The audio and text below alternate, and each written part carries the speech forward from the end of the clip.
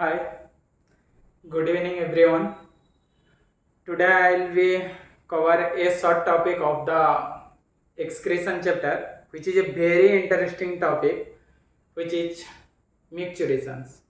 So let's see what's happened during the process of micturations. So if we talk about the micturation process, so it is a process by which you can say it is a process of urination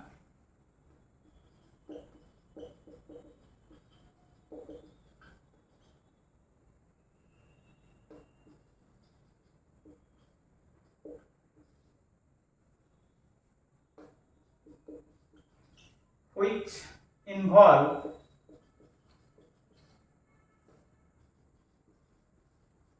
release of urine from urinary bladder through urethra. It is controlled under the nervous system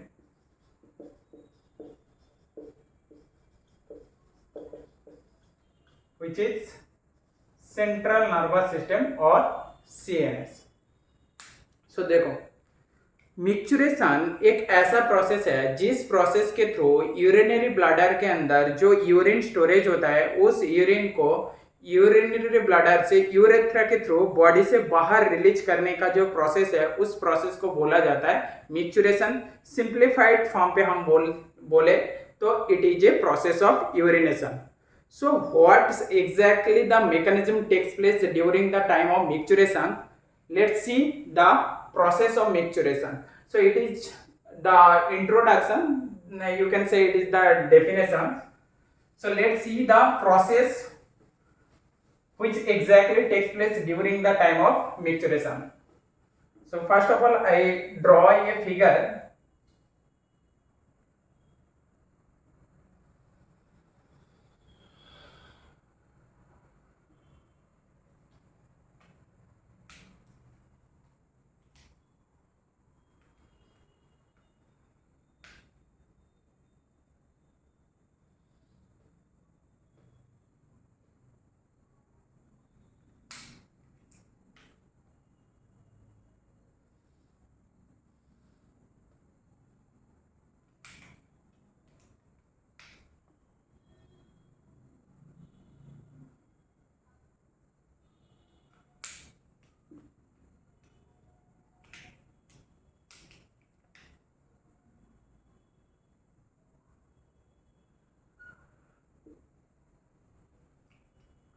So this is the urinary bladder.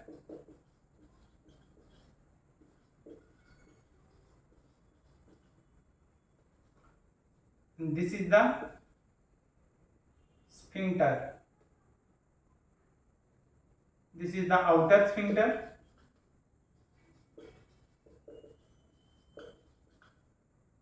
And this color is the inner sphincter.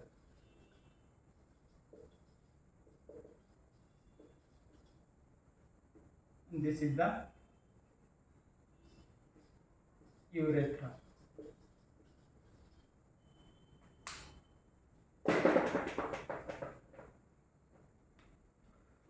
So when the urine is deposited inside the urinary bladder, for example, let's say the urine is stored inside the urinary bladder.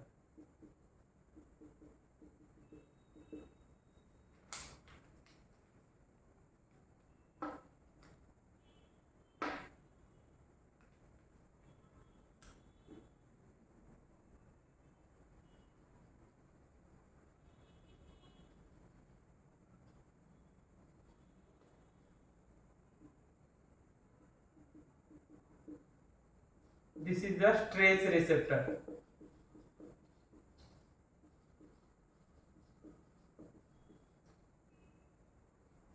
देखो क्या होता है, urinary bladder का एक fixed size होता है। जैसे ही देखोगे बॉडी के अंदर, मतलब यूरिनरी ब्लैडर के अंदर जैसे यूरिन फिल होना स्टार्ट हो जाएगा किडनी के थ्रू, जैसे ही वो फिल्ट्रेशन प्रोसेस होने के बाद जो भी यूरिन बॉडी से बाहर रिलीज होने के लिए आएगा, तो यूरिनरी ब्लैडर के अंदर उसका टेम्पोररी स्टोरेज होगा। तो वहां पे भी देखोगे जो यूरिनरी ब्लैडर होता है उसका भी एक फिक्स्ड साइज होता है।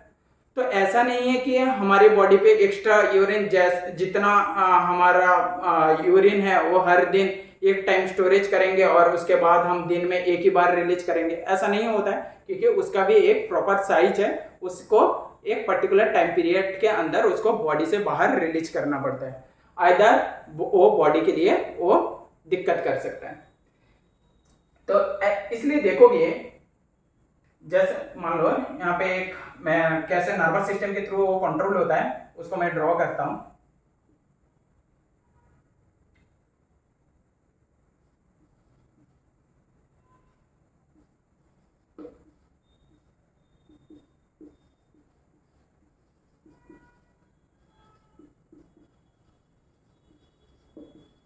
हम दोनों लैंग्वेज पे लेकर चलेंगे।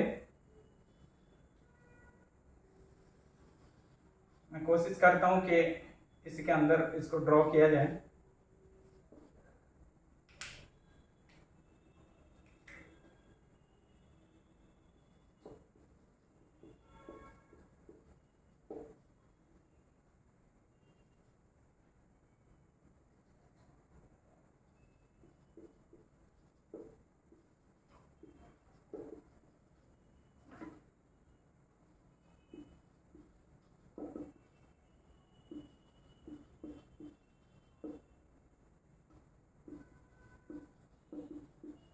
So central nervous system, the mainly the medulla oblongata region, which is involved in the process of micturition.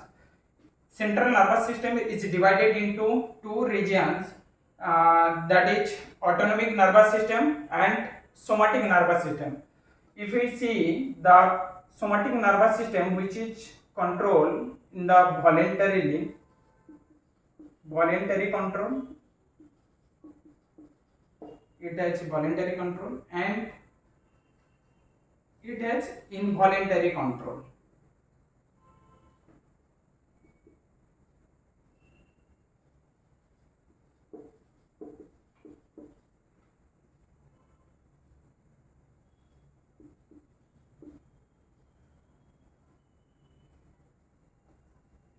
But it is also two types, that is parasympathetic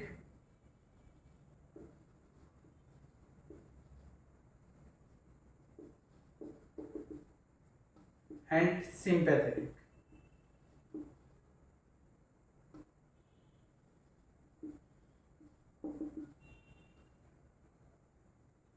It works on the normal time,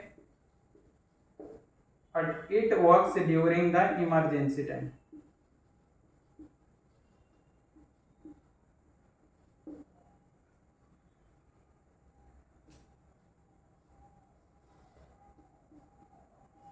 It has also two stages, contract stage and relax stage.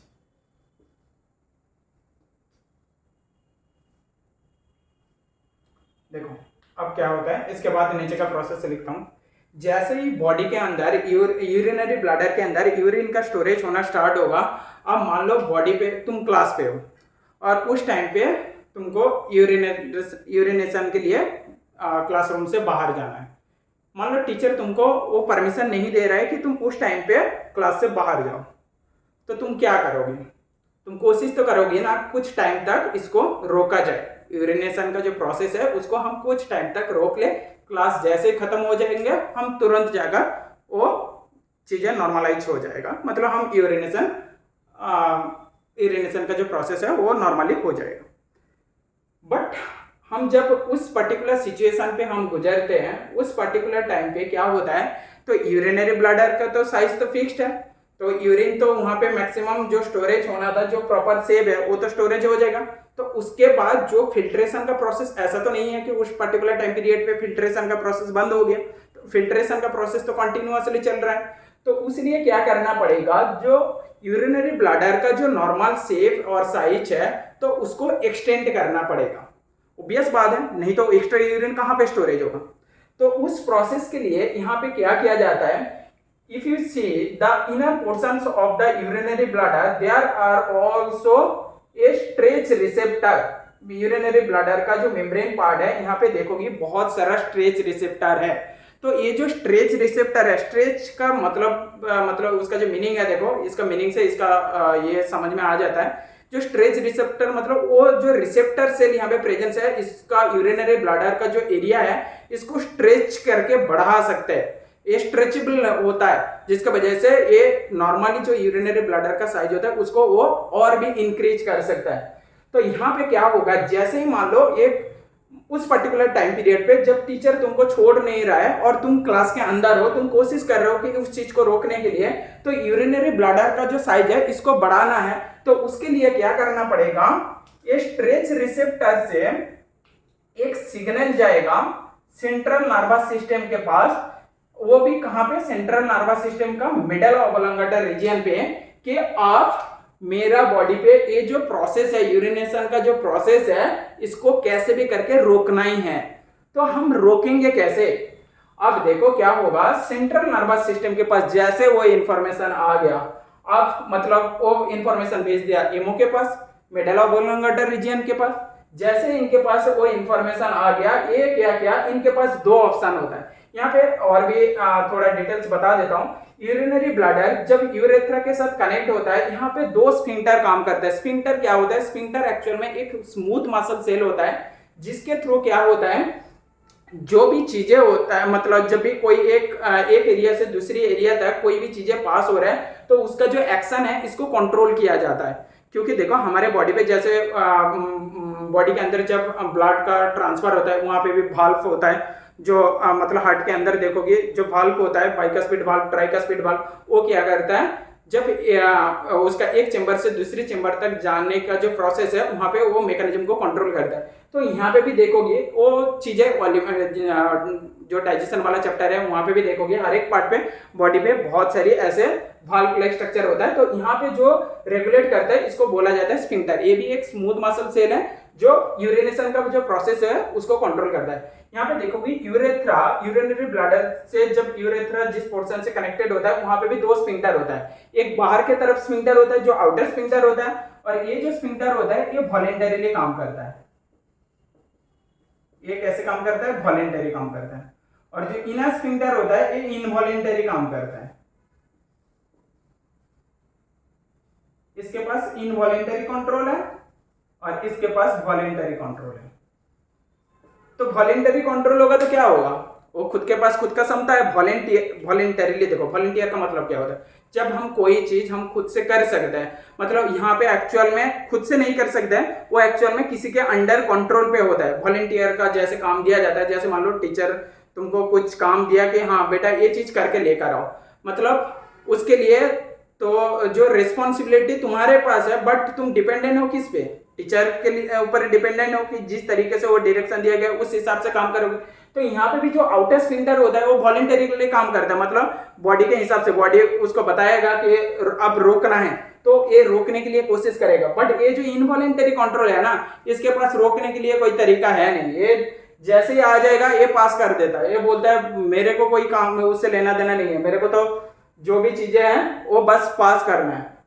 यहाँ पे भी similar तरीके से देखोगे, जो central nervous system का भी दो पार्ट देखो यहाँ पे, ऑटोनोमिक नर्वस सिस्टम और सोमैटिक नर्वस सिस्टम। जो ऑटोनोमिक नर्वस सिस्टम होता है ये इनवॉलेंटरीली कंट्रोल होता है, और जो सोमैटिक नर्वस सिस्टम होता है ये वॉलेंटरीली कंट्रोल होता है। अब ऑटोनोमिक नर्वस सिस्टम के पास भी देखो यहाँ पे दो तरीके का मैकेनिज्म है।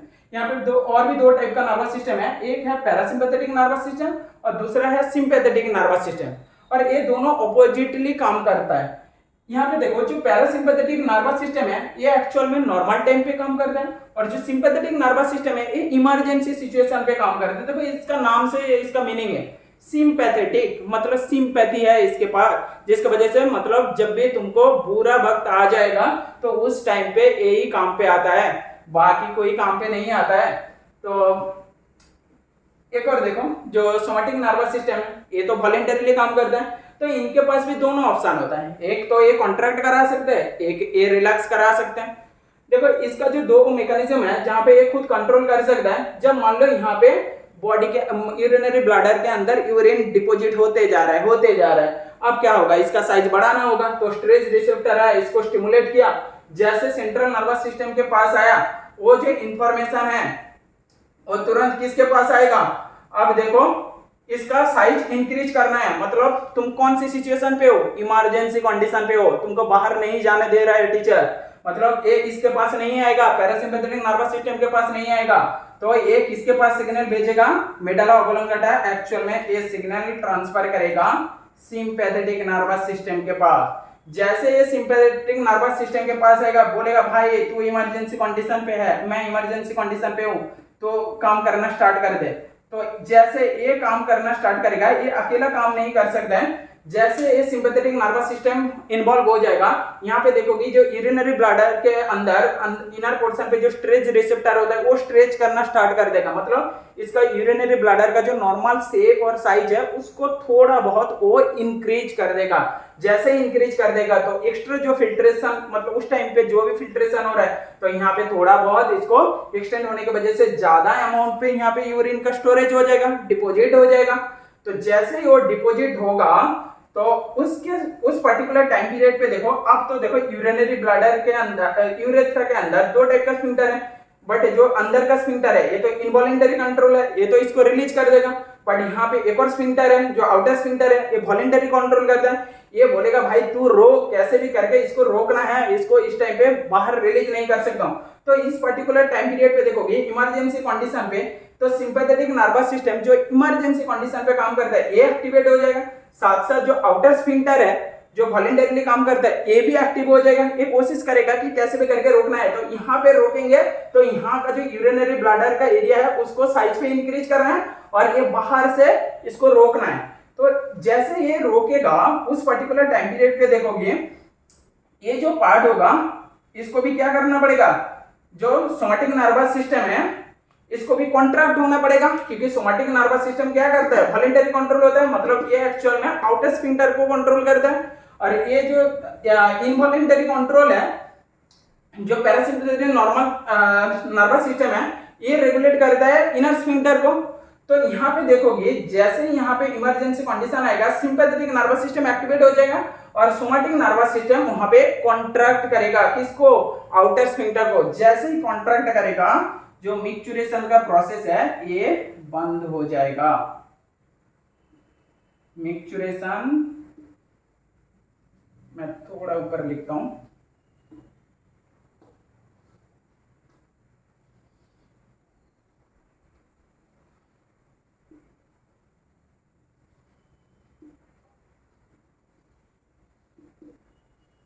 मिक्चुरेशन इज स्टॉप, मतलब यूरिन का रिलीज होने का जो प्रोसेस है यूरिनरी ब्लैडर से ये बंद हो जाएगा।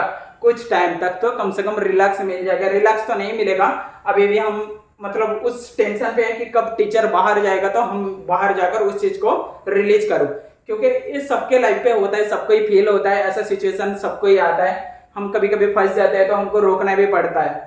तो अब देखो जैसे ही मान लो अब टीचर बाहर चला गया, टीचर का क्लास खत्म, टीचर जा रहे हैं, हमको लगता है इससे और बेहतरीन मौका और जिंदगी में कभी नहीं मिलता है, इससे जो सुकून मिलता है ना वो रिलीज होने के बाद, इससे मतलब वो एक दुनिया है। अब यहाँ पे देखो जैसे ही देखोगे एक टीचर बाहर चला गया तो पैरासिम्पैथेटिक नर्वस सिस्टम ये नॉर्मल सिचुएशन पे काम करता है, इसके पास कोई सिंपैथी नहीं है। अब क्या होगा, जो सोमैटिक नर्वस सिस्टम का जो पार्ट है अब बोलेगा टीचर तो बाहर चला गया भाई, तू अब तो रिलैक्स हो जा, अब तेरा कोई काम नहीं है, अब तू बाहर छोड़ सकते हैं। तो ये क्या हो जाएगा, मिक्चुरेशन प्रोसेस को स्टार्ट कर देगा, मतलब यूरिनेशन का जो प्रोसेस है वो स्टार्ट हो जाएगा।